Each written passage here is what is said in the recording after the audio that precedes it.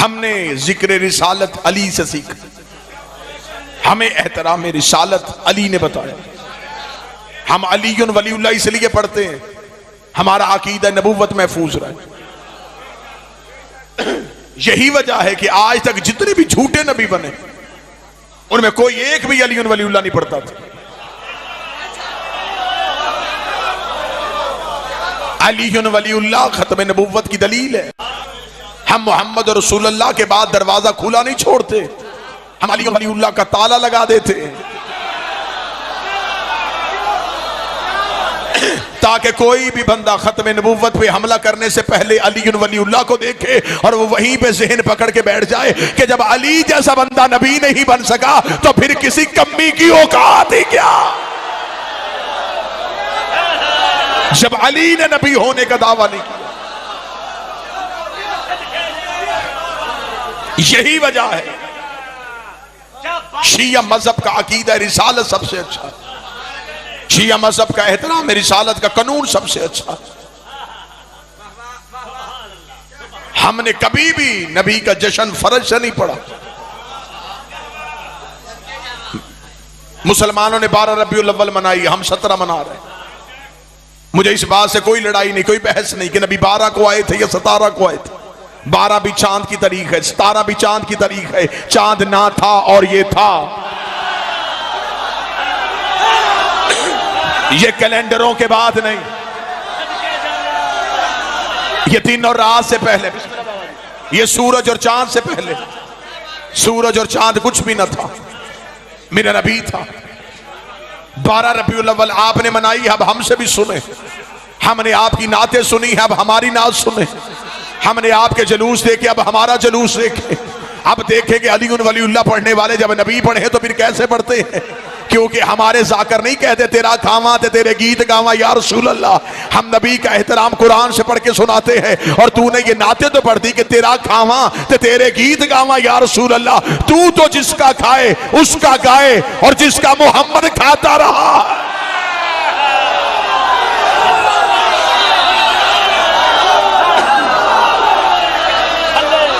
जिसके घर से सोना आया थे सज गए ने,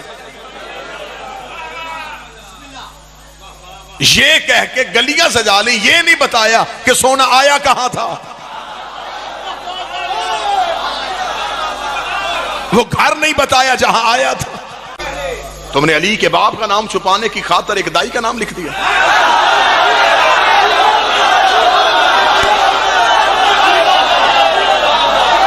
और रबीउल अव्वल के महीने में ऊंटनी और डाचियां निकाल ली।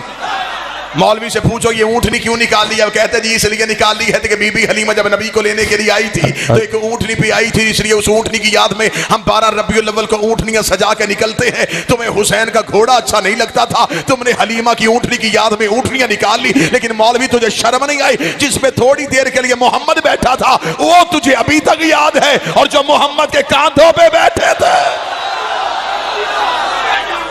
आओ मैं शिया अकीदा रिसालत पढ़ूं।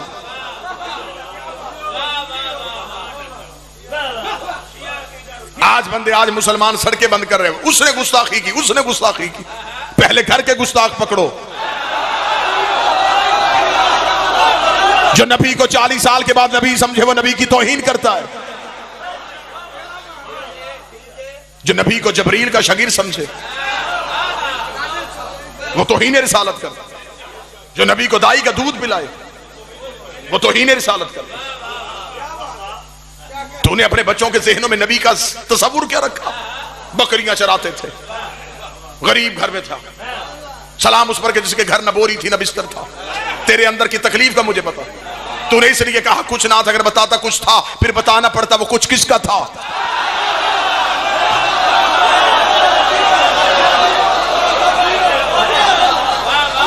तुझे बताना पड़ता वो सैयदों की मां,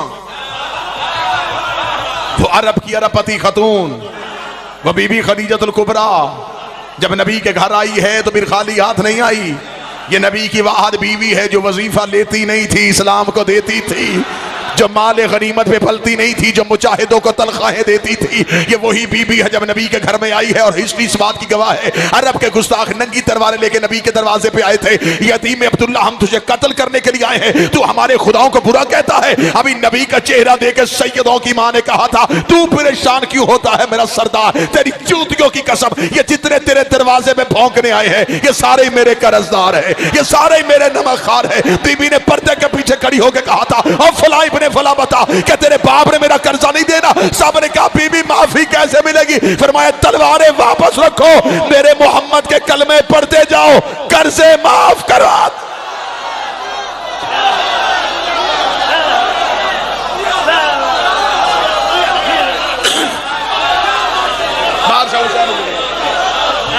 जिसकी सखावत ने इस्लाम को अमीर कर दिया,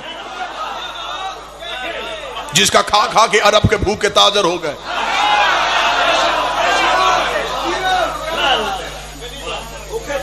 हम नहीं कहेंगे कि नबी यहां के नबी बने, हम मेराज भी सफर समझते हैं, अर्श नबी का घर समझते हैं। मौलवी कहता हमारी तरह जिस्म था, हमारी तरह खाता पीता था तो बशर था, ये तो उसकी मेहरबानी है, वो हम जैसा बन के आ गया। जमींदार तबका मेरे सामने बैठा, मेरी धरती है, मेरी नगरी है। जमींदार जानवर को पानी पिलाने के लिए, मवेशी को पानी पिलाने के लफ्ज बोला छी, ये किसी लुगत में नहीं, इसका कोई तर्जमा नहीं। उसने बोला क्यों? ताकि जानवर समझे। अब कल वो जानवर ये समझे कि ये मुझ जैसा है।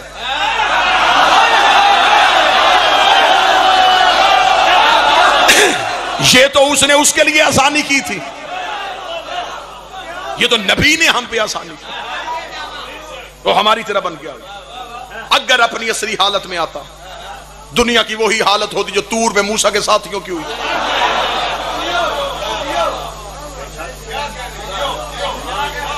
ये मेरी आवाज आप तक पहुंच रही है इस माइक के जरिए से। कैसे पहुंच रही है? कि बिजली की लहर से। वो बिजली कहां है? इसके अंदर। बाहर ये प्लास्टिक का कवर है, ये कवर ना होता मैं इसे छू ना सकता। लिहाजा बिजली बनाने वालों ने सोचा फायदा भी दुनिया ले, नुकसान भी ना हो, इस पे एक लिबास चढ़ा दो।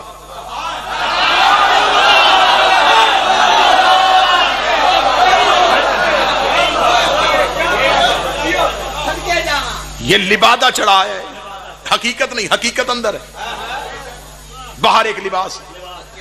जब तक ये इंसानियत के करीब रहेगी इसमें लिबास रहेगा, लेकिन ये जो बाहर खंबे पे तारे हैं उसमें इससे ज्यादा करंट है, वहां कोई कवर नहीं, इसे वहां इसके अलावा जाता कोई नहीं।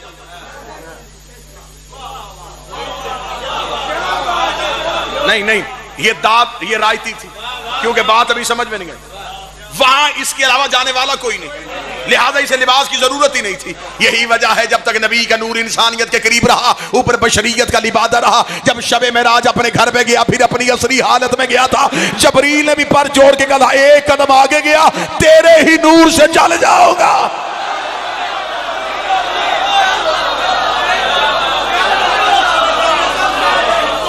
जबरील रुक गए, नबी की जूती चली गई। वो जूती किसी धात की बनी नहीं थी, चमड़े की थी, चमड़ा किसी जानवर का था। जानवर का चमड़ा नबी के पांव में हो तो मैं रात में चला जाता है।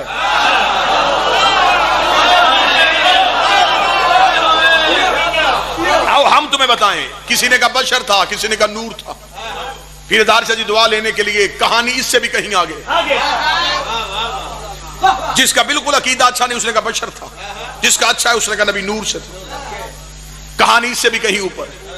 अगर मैं कहूं नबी नूर से बने तो नूर नबी से पहले मानना पड़ेगा। ये मिंबर लकड़ी का मिंबर, लकड़ी पहले,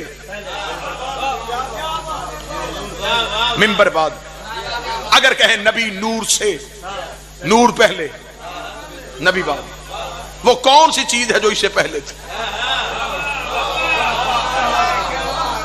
बाबा जी आप शायर भी हैं, मेरे पास एक भी लफ्ज ऐसा नहीं जो मैं इस्तेमाल करूं। मेरी जुबान जबरील की तरह कांप के पीछे रह जाती। क्या कहूं कि क्या था और ये था, जो भी कहूंगा वो लफ्ज होंगे।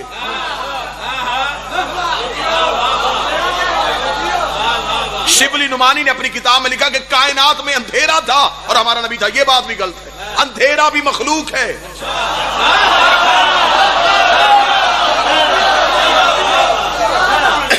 अंधेरा रोशनी की जिद है, अंधेरा भी मखलूक है। क्या कहूं कि क्या था, जो भी कहूंगा वो शय होगी। शय नहीं थी, लफ्ज नहीं थे, कुछ भी नहीं था। अब आओ हम शिया पढ़े, हम रसूल पढ़े तो कैसे पढ़ते? सिर्फ वो था।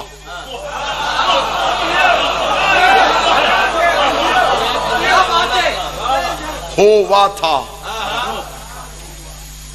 न जब न तब न कब न घड़ी न घड़ियाल, न दरिया में रवानी, न समुंदर में तुगयानी, न बादल में शोर, न हवा में जोर, न कलियों में चटक, न फूलों में महक, न सब्जे में लहक, न आग में दमक, न हीरे में चमक, न लीमू में खटास, न कंद में मठास, न पहाड़ों में ऊंचाई, न गारों में गहराई, न यूसुफ की जुदाई, न यकूब की दुहाई, न हाथी की जसामत, न च्यूंटी की कदामत, न खर्द की खबर, न इश्क की नजर, एक ला इला की हस्ती, एक इल्लल्लाह की मस्ती।